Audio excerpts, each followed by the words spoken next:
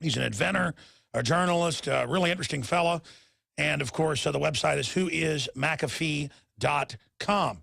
And he joins us here. We're going to come back in the next segment and really get into all the things he wants to cover. But he was here about an hour before it came out, and he said, yeah, I just talked to NBC, and they're going to be, talking about how the feds tried to hire him to come try to fix health care. So I guess they are all hands on deck trying to hire all the tech gurus to fix stuff. We're going to talk about that coming up in the next segment. But, John, it is great to meet you in person, buddy. Well, it's great to meet you, Alex. I've talked to you on the phone so many times, I felt like I knew you anyway. Well, it's good to have you here. What do you think of Austin so far? I like Austin. Very nice town. It's small enough to be enjoyable and not too crowded, and yet large enough to have coffee shops.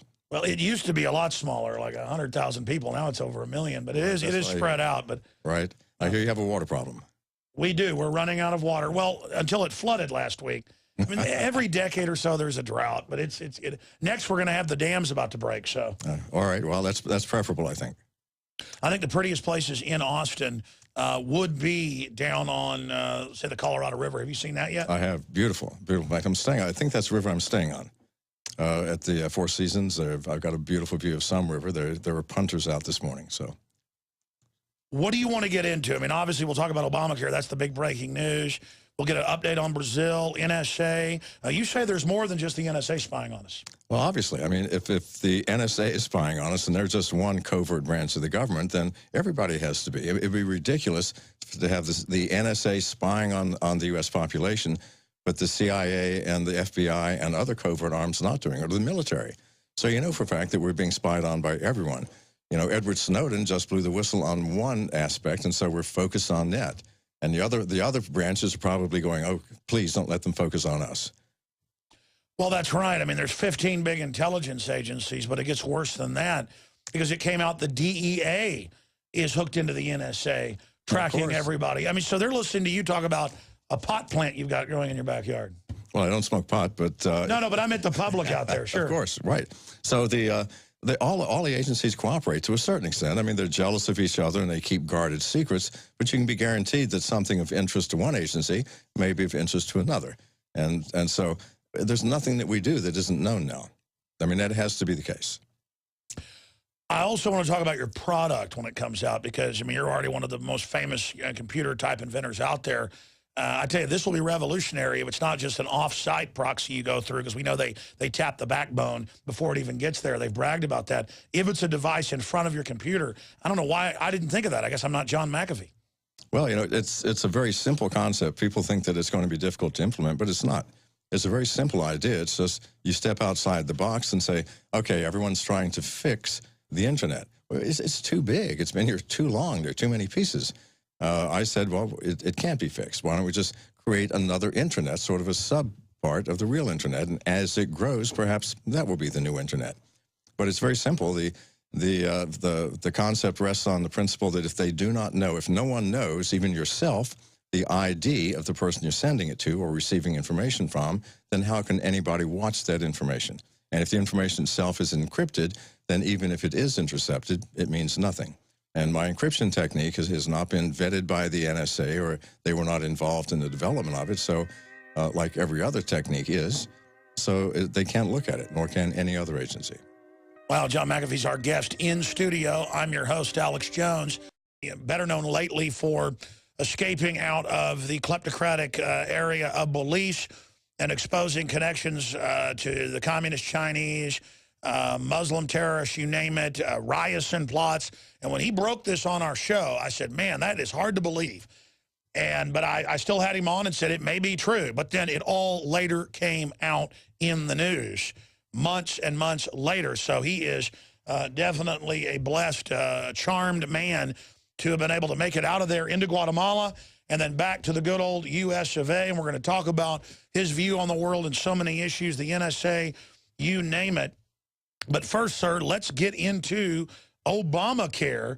Wow, so you've been contacted by the government to try to come in and fix it. What did you tell them, and why did you refuse? Well, I was contacted by the House Committee on Energy and Commerce. They're the ones that oversee the Obamacare package. And if I would come out and basically oversee some of the changes and give them input on what needed to be done. I said, sure. Then they added, but we can't pay your expenses or anything. The government is shut down. And I'm thinking, well, you pay $600 million to a completely inoperable agency to build this system. And I said, okay, well, I'll pay my own way. And they said, okay. And then they came back and said, well, we can't even get the committee members all together because, again, the chaos of the shutdown. Can we do it on the phone? And at that point, I go, okay, I'm out of here. They expect me to give them advice on a system that requires showing them charts and graphs and how this thing is put together and what's wrong with it, and they want to do it over the phone. They're not serious. They just want to say, we contacted McAfee, he gave us some advice, and we're going to implement it, which is utter nonsense. They're not. My advice would be, throw it away and start over. You cannot fix the system that's there. It is impossible. The way it is architected, any good programmer will tell you, it's just not going to work. And they can pour money into it, another $50 million, another $100 million. It will never work the way that it is. It needs to be redone. A friend of mine, Mike Adams, who's a successful computer programmer, he said the same thing 2.5 weeks ago. He said several things. He said, it looks like basically chimpanzees were in there tied up to keyboards writing this. It's gibberish. It's not even bad code. Yes. That came out today. Yes. And he said that the government always throws more money at something that doesn't work when you need to scrap it. But he said that's what all the top programmers are saying. That is what you, John McAfee, as a well-known top programmer, are saying. But clearly the Commerce Committee knows that too. So what do you think the real reason is? Mike and others are saying, now it's actually coming out that it's really an NSA front, and they're just getting data for who doesn't have insurance to find them, and it's totally cold-blooded. Might be, because it doesn't seem like they were serious in actually implementing a Medicare system. And you're right, the code. After the rollout, there were programmers that went on bulletin boards asking for help on programs that they had been working on for this system, all of them Indian. CGI has over 10,000 programmers in the country of India, and they're doing very basic programming in a language that only runs on the front end, that is your computer. So when you log on to Obamacare, the programs are downloaded to your computer and run, and then ship the data back. It's a very cheap and easy way of doing it. And that's fine if you have 10 or 20 users, but if you have millions, it just isn't going to work. And that's why the architecture can't support it. But to have a company whose employees are asking for help from the general public on fixing their problems is absurd. If you go through the code, there are fundamental misspellings in there. You know, this shouldn't be happening. This should be a professional company. And that company, CGI, that worked for the government of Canada about 7 years ago, was fired because of incompetence and not delivering what they had wanted. So why did we choose a Canadian company when there are plenty of American companies that are very technically competent in this area? I have no idea. Well, that's another issue. Consumer Reports is now saying don't go to the website because you can basically have your identity stolen on it. Absolutely. Absolutely.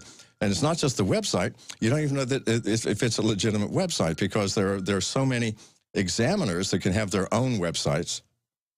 And sorry, that's my telephone here. Hey, it kind of sounds cool. It's like Star Trek-y. Let me turn this sucker off. So there are so many examiner sites that anybody can put together, and the sites can be made by hackers. They can steal your identity. They can ask for your Social Security number, and the following day your bank account's going to be empty. And this is going to cost consumers, in terms of lost income and identity theft, more than the entire Obamacare package cost to implement.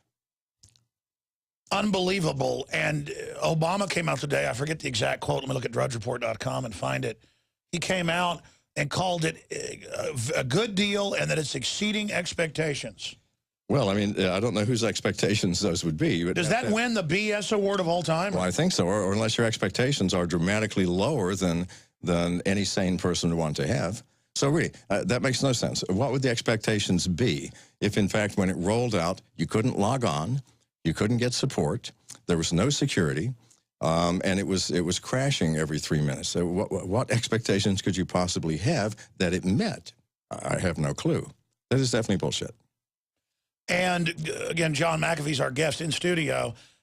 Going back here then to understand this, the Republican committee chair calls you up and says, help us fix it. And they want you to just tell them over the phone how to fix something that's like many times more complex than landing probably the Mars rover on the moon, something this complex with all these different hundreds of millions of people that are supposed to use it, with all these interfaces and all these exchanges, and nobody's ever made something like this work before from what I've been told. Right. And then they want you over the phone to tell them how to do it. Right. What did you say to them? Well, first of all, it wasn't the committee chairman. It was the lawyer for the committee, a guy named Sean Hayes, who contacted me. And he was very flattering. He said, I'm sure this won't be a heavy lift for you with a man of your expertise and all of this. And I said, well, okay. And then he said, but I can't pay you expenses. And I go, well, okay. I mean, I'm a good American. You need help, I'll help. Then when it got down to, we can't get the committee members all together. Can you do this over the phone? I realized that they're not even serious. I never even responded. This was an email, this last one. They wanted you as a PR name. As a PR name. Say, we contacted John McAfee, and he's given us great advice, and don't worry, everything's going to be fine. But it's not. And so I don't want to be involved in it. Did you give him the advice you gave our listeners, scrap it? Well, they know that. I've been saying that in the press for a week now. So, yeah, they have to scrap it, and they're not going to listen to that. Or at least scrap the front end. I mean, without... Well, how do you have a website based on a law? It's got to follow this cockamamie law. Well, that's the other problem here. Technology within the government. There are 6,000 pages of regulations for how you develop technological programs. And it takes years to write those regulations. Technology is an area where every year you throw your cell phone away because it's out of date and you get a new one with new features. Technology is advancing rapidly. The regulations are years old. How on earth can you develop a high-tech program using regulations that take 3 years to write? That's the fundamental problem. It has to be simplified. Throw the regulations out. Trust the people that you're contracting with. Get American customers. Get American companies to produce the thing, and let's get real here.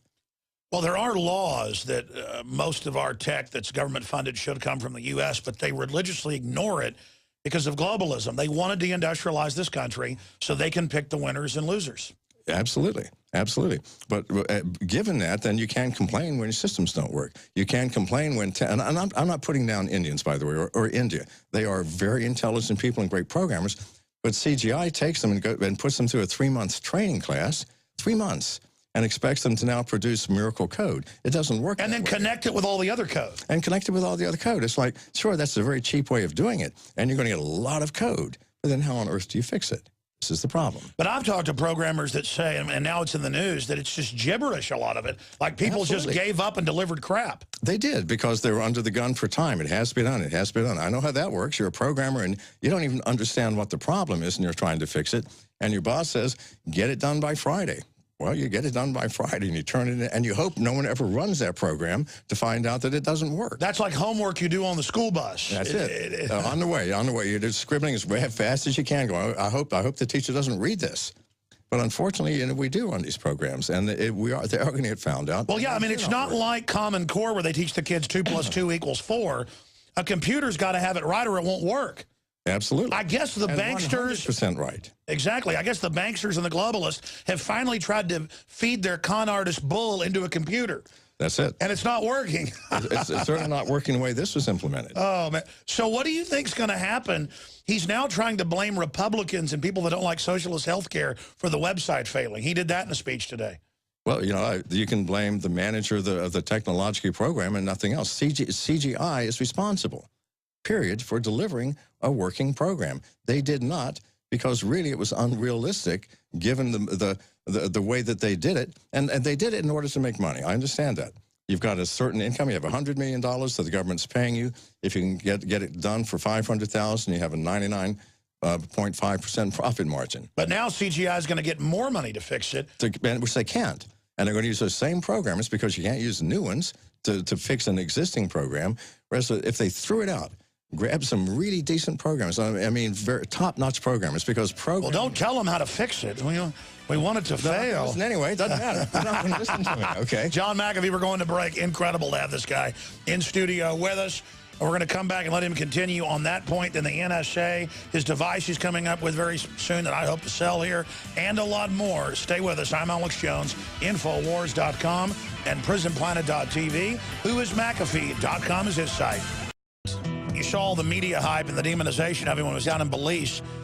But we need to do a part 2, maybe for the nightly news with you, where we go back and show how all the stuff you talked about with us earlier this year, or I guess last year, all of it later turned out to come out. It was like a James Bond movie or something. So we'll have an update in the next segment with Mr. McAfee with us. Again, I'm Alex Jones, if you just tuned in. But continuing with healthcare.gov, I mean, I understand as a top programmer, you know, reportedly genius level by the media and all the stuff you've invented over the years, that you look at this and you say it could be fixed. My issue is, I've talked to other programmers that are very smart as well. They say there's no way government didn't know this was a piece of crap and it wasn't going to work. What do you think's really going on here? Well, I mean, obviously, I mean, any sane person is going to test what they have developed at least one time, and usually you test it for many, many months. And if the government has any interest in this program, then they had to have people monitoring the development. So, of course, they knew it wasn't going to work, or they didn't bother to test it at all. This is the bizarre truth of the issue. So I don't know what's going on. I do know that what happened is unthinkable if it were being managed by a true technological manager. They would not let this happen. You build the program, you design it, you go through an alpha test period for a few months, which is, you know, you have a few people logging in, then a beta test where you simulate massive amounts of input, and then you fix the problems and you roll it out. Clearly, they didn't go through any of that. This is not the normal way of developing software. I don't know what it is, but I've never seen it before. I keep going back over this because it's just the whole thing is so not Orwellian, more Twilight Zone, because Obama's up there saying it's a great deal and exceeding expectations and just bizarreness. It'd be like if my wife came home and I was in bed with 7 women and I got up and said, honey, I've never cheated on you, baby. I mean, it's just the level of BS. Well, you know, by the way, that is the standard approach. I mean, if your wife does catch you in bed with a woman, you deny it. I mean, it's a fact. Never, ever admit. So I guess it is, like Bill Clinton said, deny. Right. So I guess it is literally, what's the term they use for that in the Pentagon? Gaslighting. That's it. That's it. So, you know, I really don't have a clue. I am not politically connected. I can tell you everything you need to know about computers, software, networking, security, but I don't have a clue. What do you think about something's wrong and it's not going the way it should? What do you think about the whole NSA thing being exposed? We know that's been going on for a long time, but why now is it getting exposed, and where do you think it's going? Well, it's getting exposed because someone, Edward Snowden, said something and showed us. Now, he's hiding out in Russia now, unfortunately, Russia. However, why are we worrying about the NSA? It's every single covert agency of the government, and there are 15 or 20 of those agencies. And you know for a fact that if one agency is spying on us, that they're all spying on us. This is a fact. And they all share information. So the CIA, the FBI, Army intelligence, they are all watching us. I know this. I've known this for years. If I say something, people go, oh, you're paranoid, you're crazy. And it takes someone like Snowden to pop up and show us, and we go, oh, my God, the NSA is spying on us. Well, duh. Of course they are. They have been for years. Well, talking about CGI, they do the Pentagon's most complex systems, so they obviously knew this wasn't going to work. So therefore, it was done by design to put off Obamacare and only bring in the fine part. I think clearly it's just there to find people. It's entirely possible. You know, I don't know for a fact, but something is going on that is not sensible, not to the mind of someone who's been developing systems like this their whole life. So you could be absolutely right. Let's shift gears into your device. I can't wait till this comes out. And we were talking during the break about the government won't be your biggest problem. Who will be your biggest problem with your device that blocks the NSA? I think the music industry and the TV industry. They are so paranoid about intellectual property. That is, please don't let anybody make one copy of my music or my video. And yet statistically, I mean, if you look at the figures, the music industry and the television industry and the movie industry has never made more money than they are today, with all of the piracy that's going on. And also statistics say that people who pirate videos are the most purchasers. They pay them more money for the ones that they do want. So they have no reason to be doing what they're doing. But I guarantee you there's already been comments made that this is a dangerous product and a dangerous idea that they're going to try and block it. I want to talk about this when we come back in the long segment because it tortures me. I have an old TV, not that old, like 5-6 years, that has a DVD player on the side that I've run in the garage on the treadmill. It broke that DVD player. So I went and got another one, plugged it in, and it gave me a message and said, you're not allowed to run another device in this, anti-piracy. And these are bought DVDs. Right, I understand. And then I have all this other equipment in here for TV where we're trying to put on a show. Right. And I'll buy the equipment. It's my show. It won't let it run over a television. Right, and I can buy a DVD from Australia and pay for it legitimately, and it will not run on my American DVD player because it's a different region. So it's stopping technological development so that they can kleptocratically make more money, and instead they're screwing up all the devices like Dr. Stallman talks about. We'll be right back. Stay with us. You were getting into your device. I mean, if you tell the audience as much as you can tell them. You were telling me quite a bit, but I don't know if that was in confidence, about how revolutionary but also simple this is going to be and what it's going to do. The device is basically a hardware device that interfaces with your smartphone. You carry it in your pocket. It has no screen. It has an on-off switch and a little light to show that the battery is running, and that's it. And we have an application that runs on your iPhone or your Android phone that when you want to switch from the internet to the secure network, you press a button, and then you're now in our network, which is anybody else who has one of these devices within a quarter of a mile, you're communicating. And if you're in a city or a college campus, there may be thousands of those that are close by.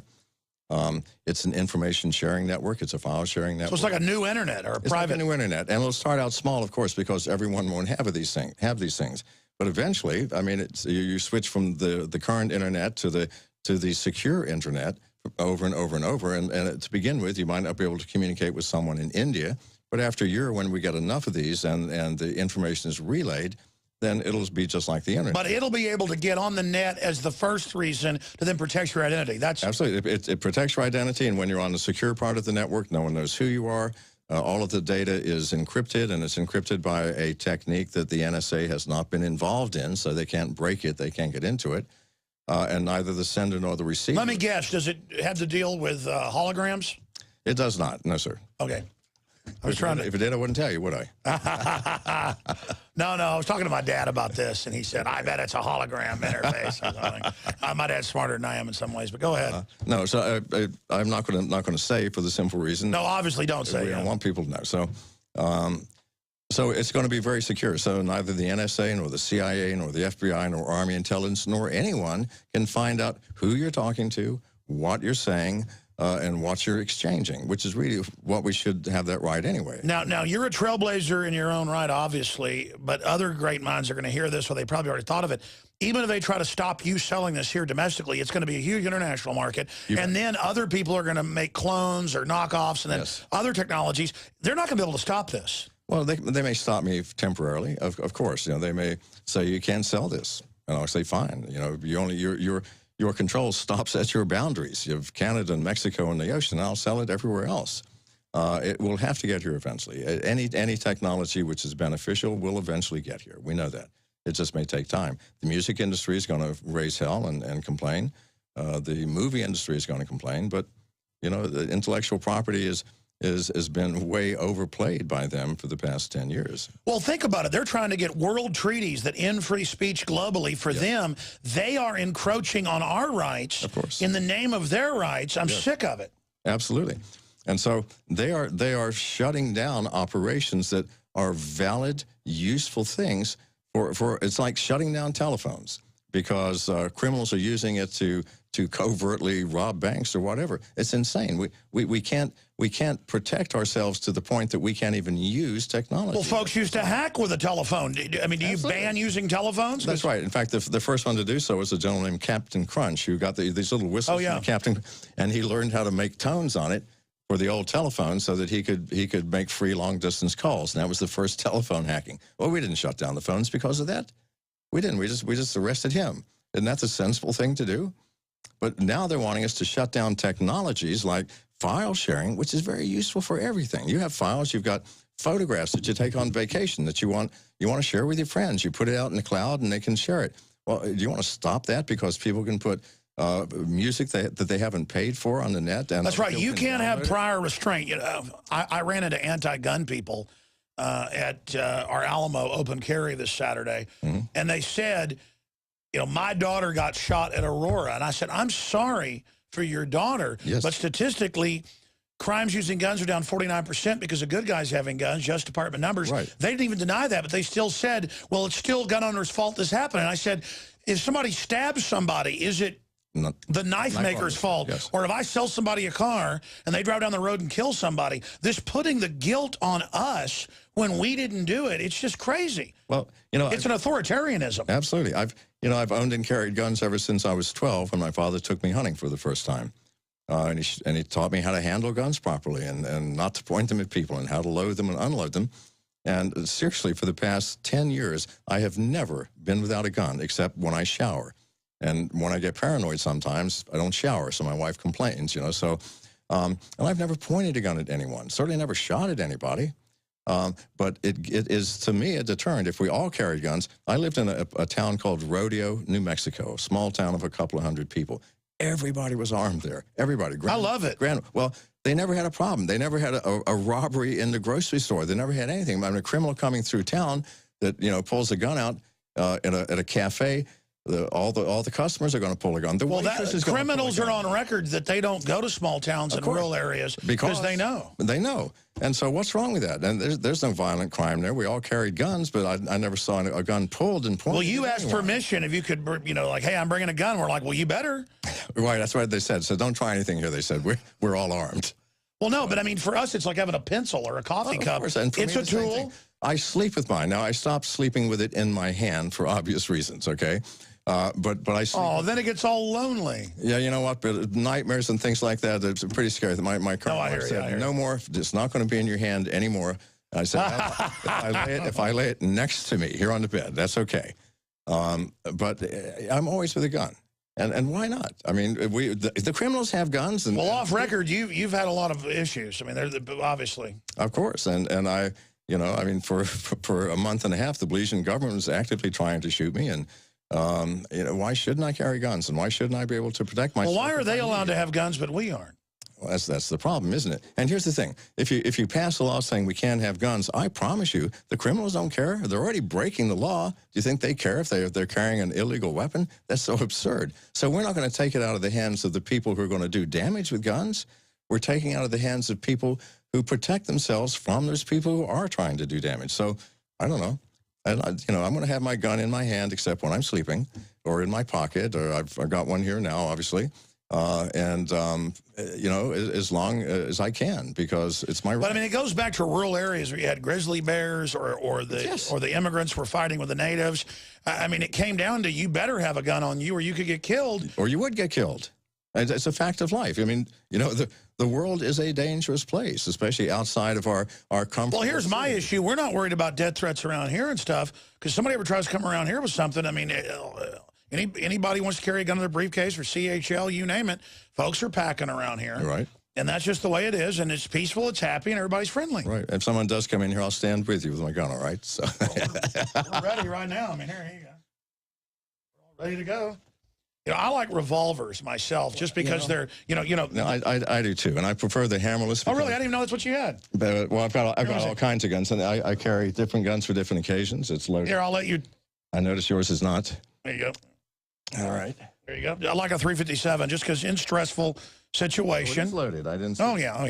A 357, you know, in a stressful situation is good. It's got the best penetration for something like this. No question, but that's a little lighter to carry and small. Oh, it's beautiful. It's beautiful. So, and the hammerless variety, you know, so many times you pull your gun out of your pocket, not to point it at someone, just at the end of the day, and the hammer gets caught on your pocket. But look at our guns. They're friendly. They're hanging out together right there. We get a document cam shot on that. In fact, we'll put them over here by you, and they can just have some time together. There you go. Then. All right, then. Look at that. That's like powerful. They're like exchanging. I have some 357s, too. I tell you what, the finest little carry gun is the new Ruger, that little micro 380. I know it doesn't carry a bunch of a punch, but, you know. It's, now, one of my friends' wives carries that in her purse. Yeah. Well, I carry one in each pocket sometimes because they're so light you can't see them. You don't even know you're carrying them. You know, 7 rounds, 380. 380's not a bad gun. James Bond used the Beretta 380. Remember that in the first James Bond movie? They tried to give him a different gun. You're like an adventurer, aren't you? What made you go down to Belize?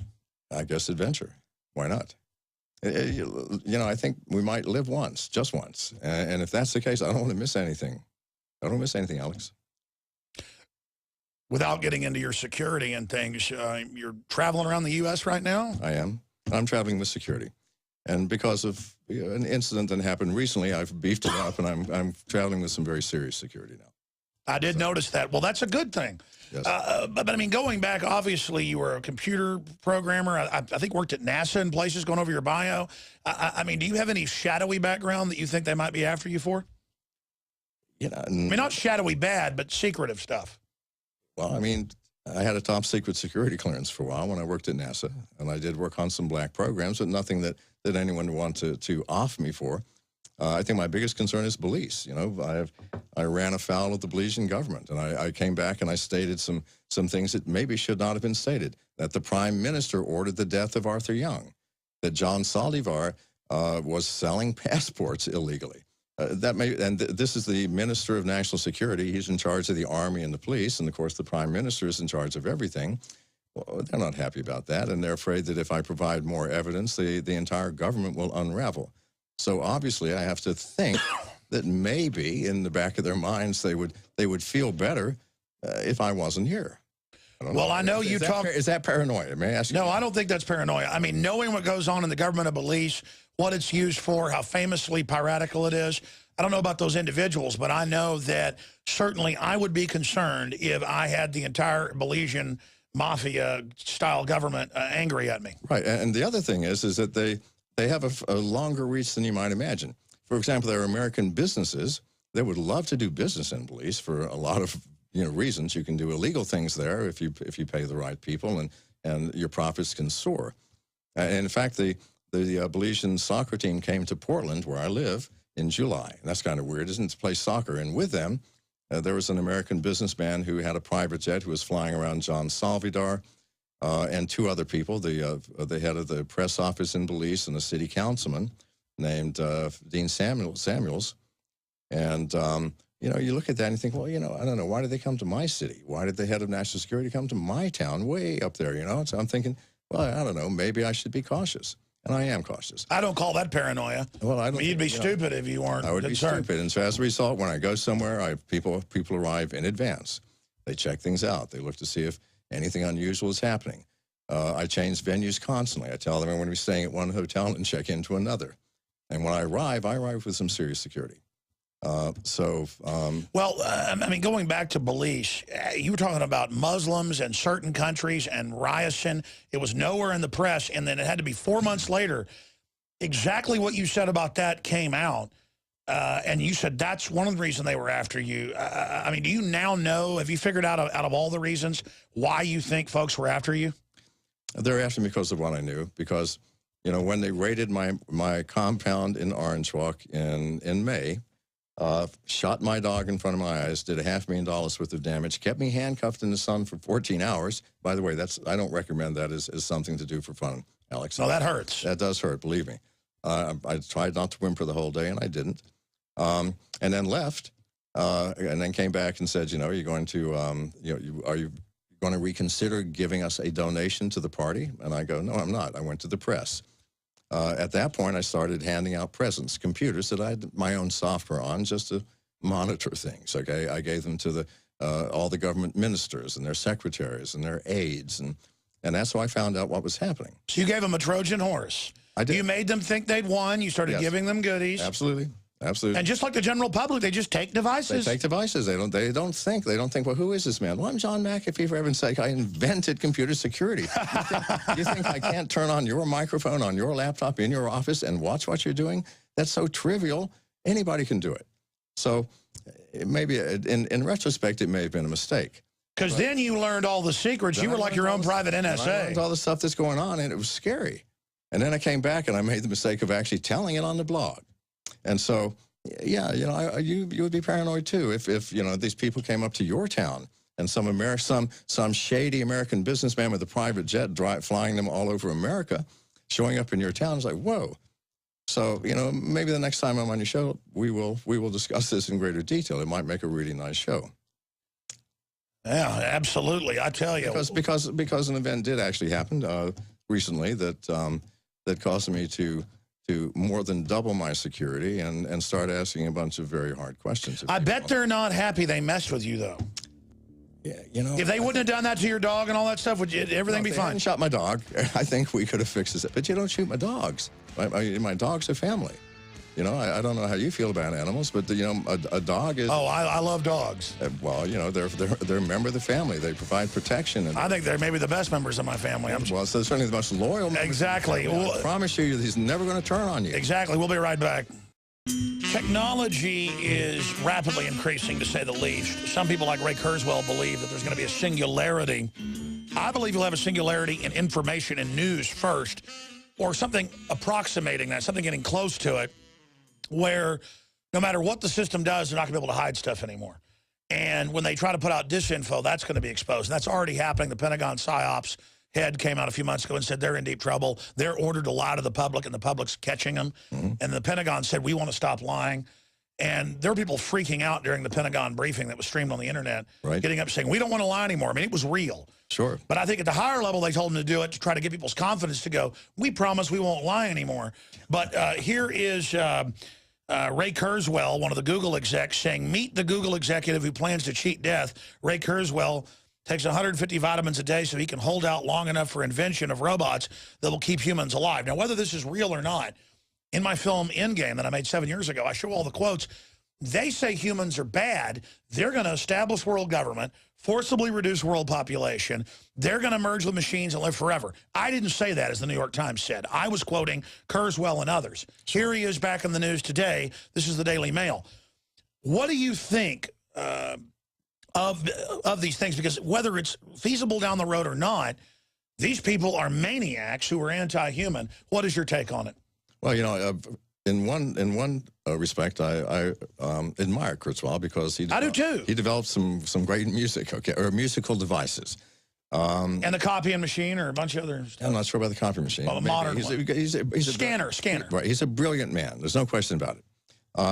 Yeah, I don't want to merge with the machine, quite frankly. I would rather become a little more human than I even am. I think we become machines by spending our days watching the television instead of watching the world around us. I agree. And I think that there's so much of modern life which turns us into machines that why bother making a mechanical device to connect with us? We're already halfway machines. I'd like to go the other way. And let's get a little more human. You know, let's have more personal face-to-face communication, and let's get out and shoot or do what we like to do, or just get some fresh air, jog around the block. How much of that is happening these days? It's less and less and less. And when it does happen, it's structured and it's formalized. So, you know, as I said, it's called quality time, to take your kids out in nature. Right. Well, quality time should be every moment of life, as I understand it, every single moment. And if you're not having quality time 24 hours a day, do something else, Alex. I agree. The revolution against tyrants is having fun, having friends, and not being in the cookie-cutter system. That's it. Exactly. You know, getting into real life. And take some risks, because to have any quality time is risky. It means you've got to get off of your comfortable sofa, out of your safe, secure house, and into a world which is unpredictable and unknown. It's a mystery. Well, isn't that how things were when you were a kid? Wasn't it great to get out and explore the mystery of life, the mystery of the world? Absolutely. Going to a friend's house and going out in the woods. You bet. Sneaking on some farmer's ranch and picking strawberries in your neighbor's backyard at night, without them knowing. Whatever. It's an adventure. It's life as it should be. We should all be children again. They're trying to insert us into these bubbles where they bombard us with nothing but their propaganda to keep us from seeing the wider universe. All right. Well, that's how they control us, see? If you see the wider universe, you're going to ask questions, aren't you? Like, what the hell are you saying? You're giving us garbage about Obamacare. But if all we get is the news, some of us are going to believe it. You can fool all of the people some of the time. But you're talking about singularities. You can't fool all the people all the time. What do you think of a singularity? I mean, do you think that really will come? I think it's happened in many cases. I think this is evidence of it here. We have something which is so obviously broken and improper that the president is saying, well, this is what I expected. It meets expectations. So it's a con artist singularity. Absolutely. It's like a magician, doing a trick. Don't watch what the left hand is doing. You were talking about the singularity of BS we've reached, where now they say this Obamacare is wonderful. The site works better than we thought. Are they trying to overthrow reality by almost polluting things with so much disinfo? People kind of go into learned helplessness? Well, at first they do, but I think you're going to find something else. The common man ultimately is smarter than we give them credit for. At some point, everyone is going to look at each other and think, wait a minute, the emperor has no clothes. You know, it doesn't matter. Everybody says, oh yeah, he's dressed, and the child's going to say, look, the emperor's naked. The old story, and someone's going to say, wait a minute, he just said that this thing is perfect, it's just as expected, and the world is saying it's broken.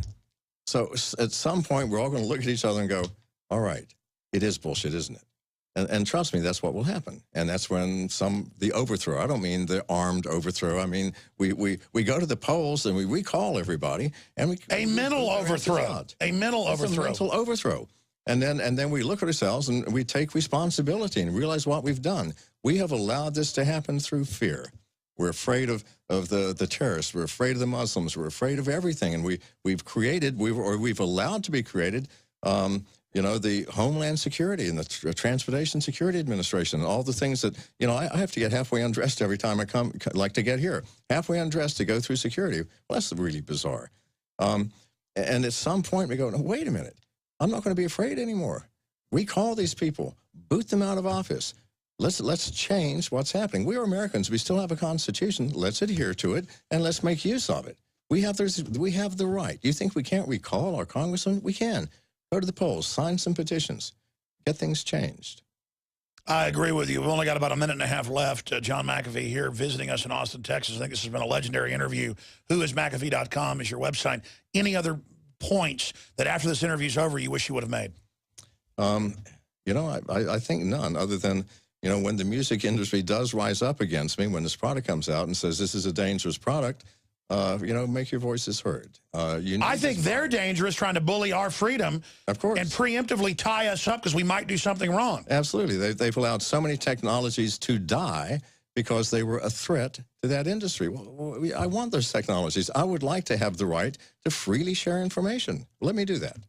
The risk, if there's a risk, well, that's too bad. Well, if I commit something, then I get in trouble. You don't, like John McCain said, they'll remote control kill your computer if they think you've downloaded a song illegally with no judge or jury. They'll destroy your computer with no proof because they feel like it. Of course. Why not? I mean, they have the power. That's the issue. They have the idea. Well, why not? I'm doing it for the better good of everybody. Like, I know what you need, Alex, and I'm going to do what's right for you. Don't you worry about thinking and choosing things for yourself. I will decide because we know what's right. Or they don't know what's right. Well, that's called slavery. That's indeed. Slavery in every aspect. It starts with mental slavery, where we actually believe the nonsense that we're being Amazing. told. John McAfee, good to know you personally. We need to do this every day of the week and just really brainwash people into thinking about guns in a vastly different way. It's not about keeping guns out of the hands of law-abiding Americans, and I'm sick and tired of people lying to the American people. We can't have a totally armed society. We're not proposing a gun registration system. We're proposing background checks for criminals. In the spirit of gun control, will you disarm your entire security team? We'll get right back to you. You'll get back to me? Hitler took the guns. Stalin took the guns. Mao took the guns. Fidel Castro took the guns. Hugo Chavez took the guns. And I'm here to tell you, 1776 will commence again if you try to take our firearms. Doesn't matter how many lemmings you get out there on the street begging for them to have their guns taken. We will not relinquish them. Do you understand? The answer to 1984 is 1776.